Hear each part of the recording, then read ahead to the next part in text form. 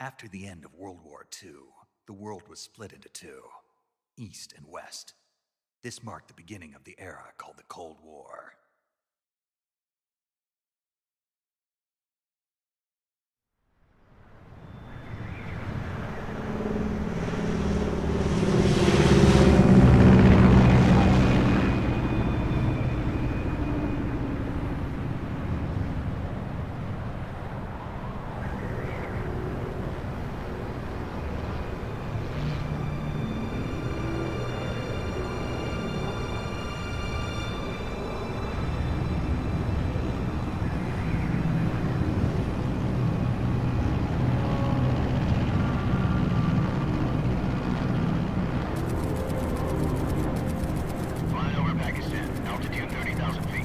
Approaching Soviet airspace. 20 minutes to drop off. Commencing internal depressurization. Equipment check. Arm main parachute. All right. Ready to go. Drop zone still showing a high pressure mass. Cav okay. Good. We've got high visibility.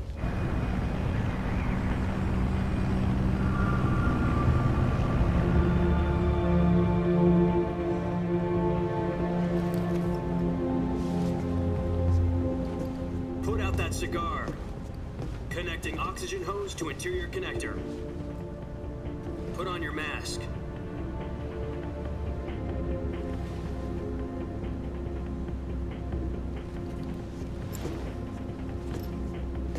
Does this panty waste know what he's doing? Approaching release point. 10 minutes to drop off. Hey, are you deaf? He said put out the cigar and put on your mask.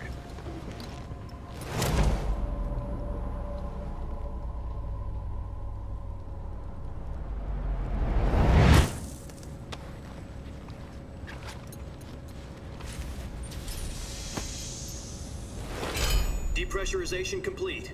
Checking oxygen supply. 6 minutes to drop off. Opening rear hatch.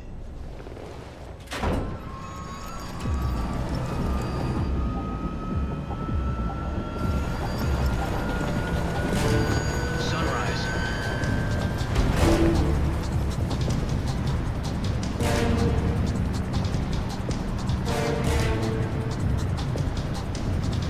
External temperature minus 46 degrees Celsius.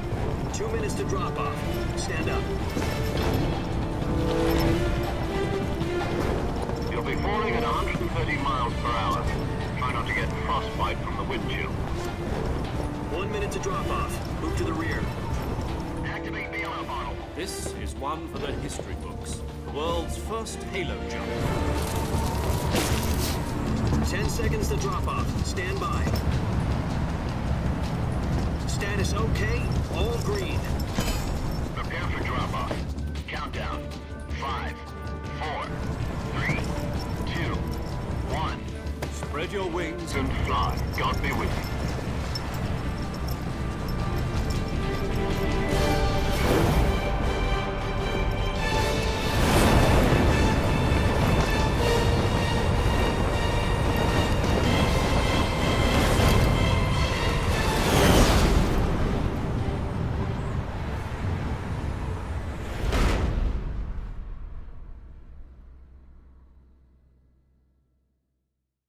Jack, I've got some important news.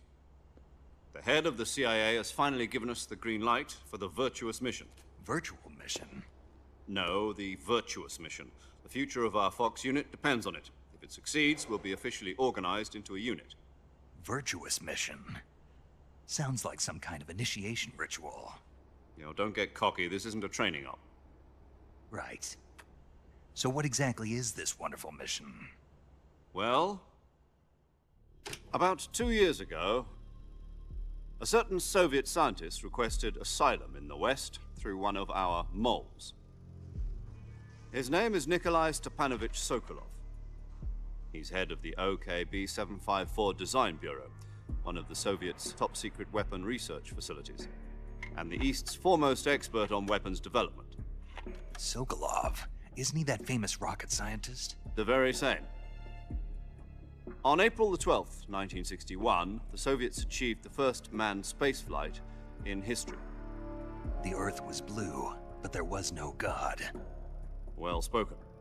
The rocket that carried Yuri Gagarin to orbit was the A-1, known as the Vostok rocket.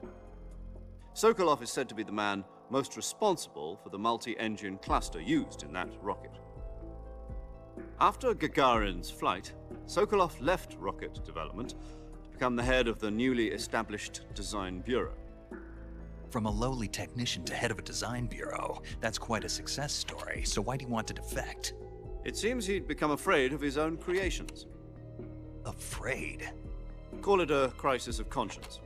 And for that, he left his country and his family behind and went over the fence? Not exactly.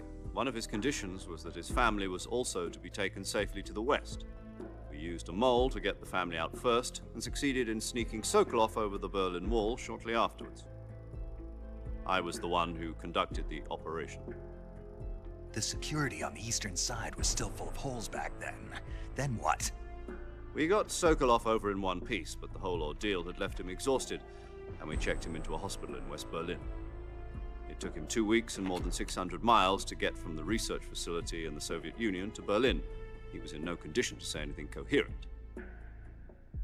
And it was only a week later that we had something much bigger on our hands. The Cuban Missile Crisis. October the 16th, 1962, President Kennedy received word that the Soviets were in the process of deploying intermediate-range ballistic missiles in Cuba. The President demanded that the Soviets dismantle and remove the missiles. At the same time, he announced a naval blockade to prevent further missile shipments from reaching Cuba. But the Soviets didn't back down, instead placing their armed forces on secondary alert. Soviet transport ships carrying missiles continued on course towards Cuba. US and Soviet forces went on alert for an all-out nuclear war. Frantic negotiations were conducted through the UN's Emergency Security Council and unofficial channels to end the hair-trigger standoff. Finally, on October the 28th, the Soviet Union agreed to remove its missiles from Cuba, and so the world avoided a nuclear holocaust. But in order to get the Soviets to pull their missiles out, we had to make a deal. You mean the one where the US agreed to remove its IRBMs from Turkey? No. The Jupiter IRBMs deployed in Turkey were obsolete, and we were going to get rid of them anyway. They had no strategic value whatsoever to either the US or the Russians.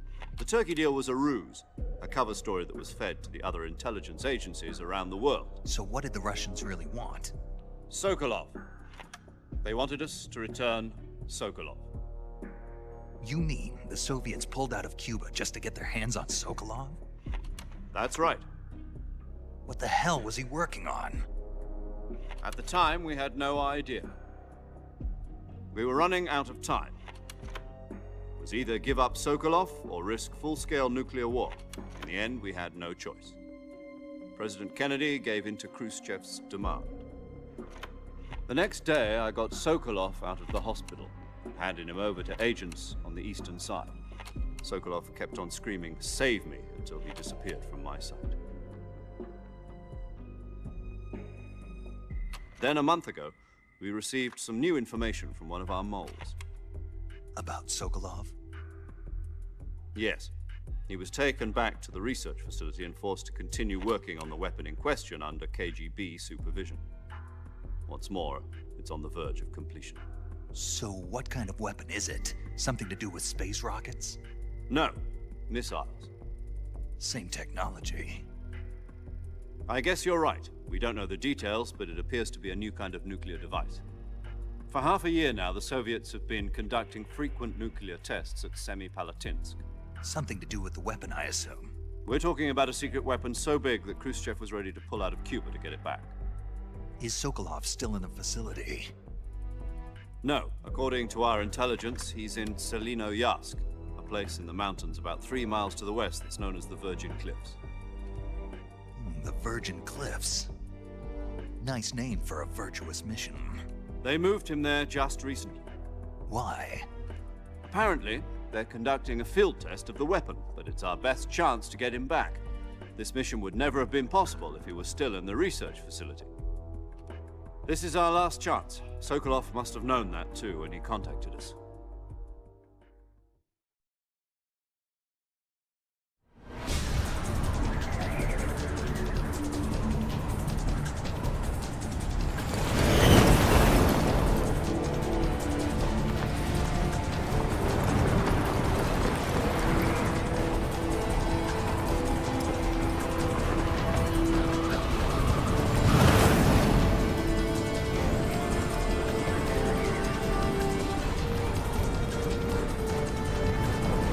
Listen up, Jack.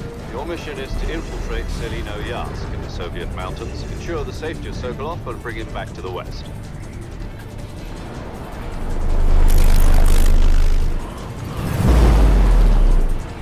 If we don't get Sokolov back before that weapon is complete, we'll be facing a major crisis. The clock is ticking.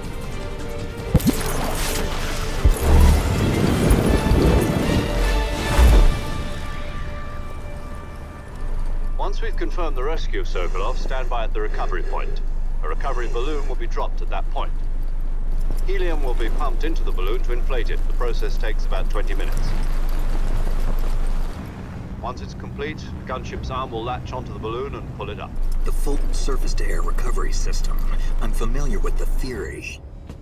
Take it easy. It's been combat proven. Do you think Sokolov is up to it? The shock will be less than during a parachute jump, and the arm can handle up to 500 pounds. So you're planning on going over the border in a single combat Talon? She's equipped with two 6-barrel 20mm Vulcan cannons, as well as two 40mm machine guns. Sounds like she could hold her own against a battalion of tanks. Even with the fuel in the reserve tank, we're facing a 4-hour time limit. If all goes well, it shouldn't take more than a few hours. Home in time for dinner. But if anything goes wrong, you'll be eating dinner, breakfast, and all the rest of your meals in the jungle.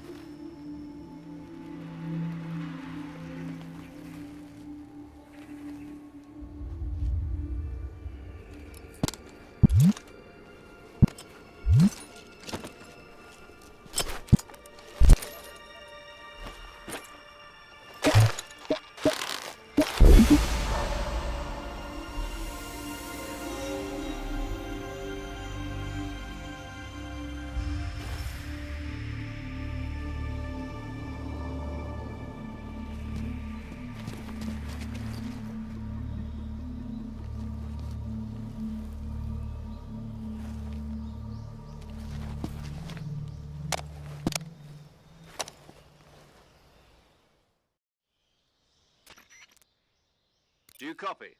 You're already in enemy territory, and somebody might be listening in.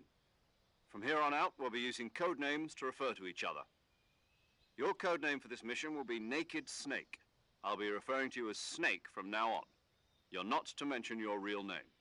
Snake? What, you don't like snakes? What do you mean? Well, you've eaten one before, haven't you? In survival training? I'm glad to hear that. I don't know if I'd ever order one in a restaurant, but... Be careful, you might not have a choice. What about you, Major? What should I call you? Let's see. I'll be Tom. Call me Major Tom.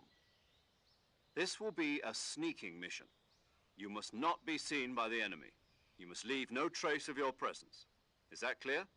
This kind of infiltration is the Fox unit's speciality. In other words, weapons and equipment are procured on site. That goes for food as well. You're completely naked, just as your name implies. Great. Now I see why you asked me if I like snakes. I suppose calling me Snake was your idea of a joke, too. No. There's a good reason for that. I'll tell you later when the time is right. Gotcha. Getting back to the subject, how exactly am I supposed to feed myself? You've been issued a knife and a tranquilizer gun. Use them to hunt for food. You'll also find some medical supplies in your backpack. Yeah, about the backpack. I lost it in a tree on the way down. I see. Well, you'd better go back and get it then. You know where it is? No problem. I can see it from here. It's stuck on a branch. To climb a tree, Stand in front of a tree that's covered in ivy and press the action button. I'll be monitoring your progress over the radio. We can't risk violating Soviet airspace, but I'll be in the gunship. My frequency is 140.85. If you need to talk to me, you... Okay, Snake, go get your backpack.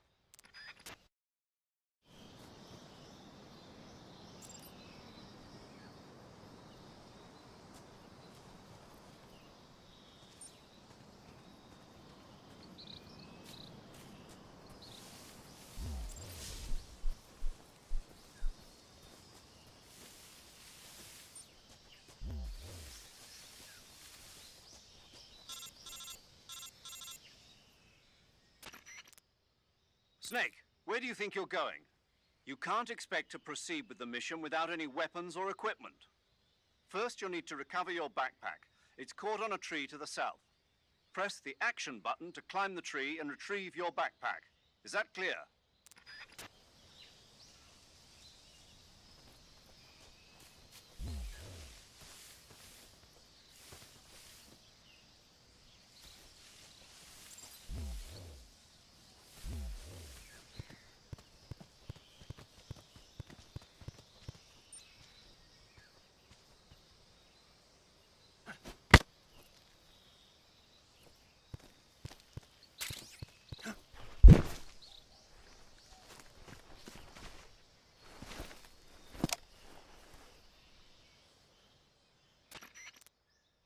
I see you've retrieved your backpack.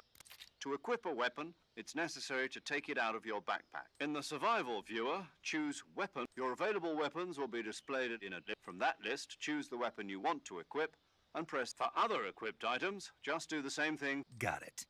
Yep, that's right. Survival is fundamental. After you've been out in the field for a while, if your stamina gets too low, you won't be able to shoot accurately, for example, and your wounds won't heal as smoothly. Keep an eye on your stamina. To recover lost stamina, you can hunt for local flora and fauna. You can use either your tranquilizer gun or... My only weapon is a Mark 22 Hush Puppy tranquilizer gun? That's right. It's been fitted with its own suppressor. However, the suppressor will deteriorate every time you fire. Once its durability reaches 0, the noise suppression effect will be gone. So don't get too trigger-happy with it. The suppressor's durability is shown in the icon. Any weapons and equipment beyond what you're carrying now, you'll have to find as you go. I have to find my own weapons and equipment? Solo covert actions are stand. You can't leave no weapons, equipment, footprint. Your presence in enemy, there aren't supposed to be any Americans. You can't let anyone, you're a ghost, Snake, and there'll be no rescue if you're captured. Then I'll just have to take care. I'm afraid so. You've been given a fake death pill for that purpose. SIS guidelines stipulate that soldiers on covert tape it to your body so you... How generous. Use it if you're taken prisoner by the enemy. It'll send you into a state of false death for a short time. Fooling them into thinking that I'm really dead. So, how do I come back to life? Just take the revival pill. You mean that thing they put in my tooth before the mission? That's the one.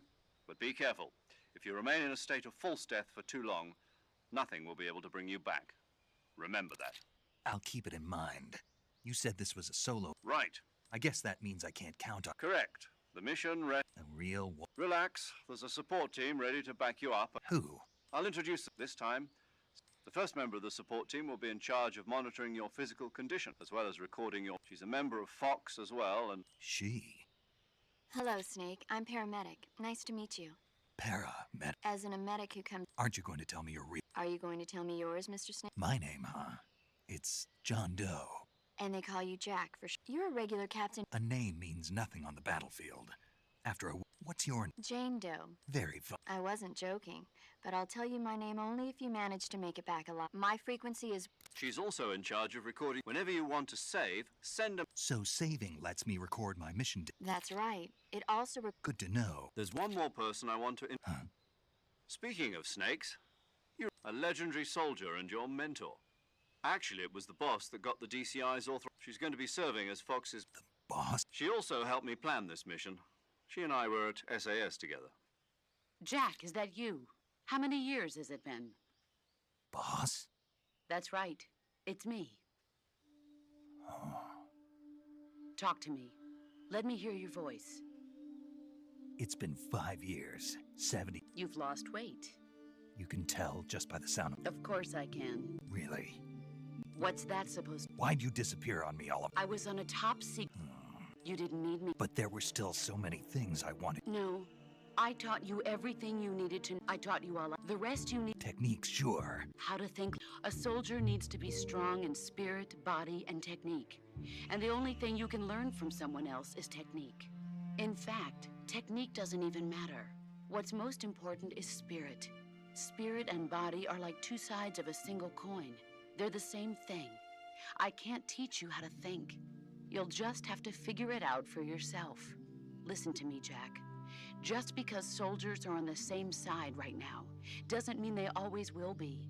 Having personal feelings about your comrades is one of the worst sins you can commit. Politics determine who you face on the battlefield. And politics are a living thing. They change along with the times. Yesterday's good might be tomorrow's evil. Is that why you abandoned me? No, it had nothing to do with you. I already told you, Jack. I was on a top-secret mission. A soldier has to follow whatever orders he's given. It's not his place to question why. But you're looking for a reason to fight. You're a natural-born fighter, but you're not quite a soldier. A soldier is a political tool, nothing more. That's doubly true if he's a career soldier. Right and wrong have no place in his mission. He has no enemies and no friends. Only the mission. You follow the orders you're given. I do whatever I have to get the job done. I don't think about... That's not the same thing. Sooner or later, in the end, you have to choose whether you're going to live as a soldier or just another man with a gun. There's a saying in the Orient, loyalty to the end. Do you know what it means? Being patriotic. It means devoting yourself to your country. I follow the president and the top brass. I'm ready to die for them if necessary. The president and the top brass won't be there forever. Once their terms are up, others will take their place. I follow the will of the leader, no matter who's in charge. People aren't the ones who dictate the missions. Then who does? The times. People's values change over time, and so do the leaders of a country. So there's no such thing as an enemy in absolute terms. The enemies we fight are only enemies in relative terms, constantly changing with the times. As long as we have loyalty to the end, there's no point in believing in anything, even in those we love. And that's the way a soldier's supposed to think? The only thing we can believe in is the mission. All right. What is it? Call me Snake. Snake. Oh, right. That's right, the legendary unit that the boss put together during World War, the Cobra unit. A group of heroes, as long as you've got a legendary hero backing you up. Yeah, I can't think... Yes? It's good to hear your voice. Same here. After all, Snake, you are always best at... But this is the jungle. Survival is going to be key. Those CQC techniques I taught you... CQC? I've been in the Green Berets for the past few years. Not to worry. After all... Where are you, boss? Next to the Major? The boss is communicating with us by radio from aboard a Permit-class submarine in the Arctic Ocean. My frequency is 141.8... Gotcha. Your mission is to retrieve... Dr. Sokolov is being held in an abandoned factory. Avoid heavy combat and don't let anyone see you. Snake, try to remember some of the basics of CQC.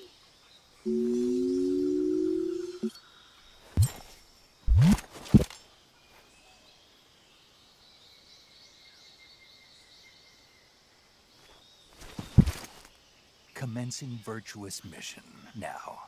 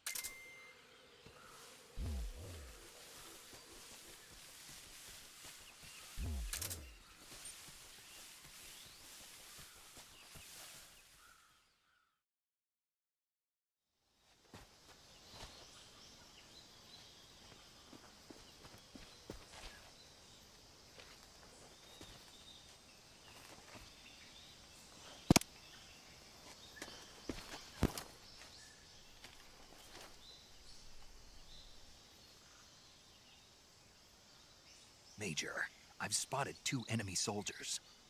They're probably KGB troops sent to guard Sokolov.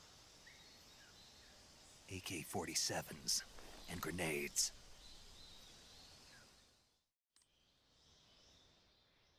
Snake, your presence in Soviet territory is already a violation of international law.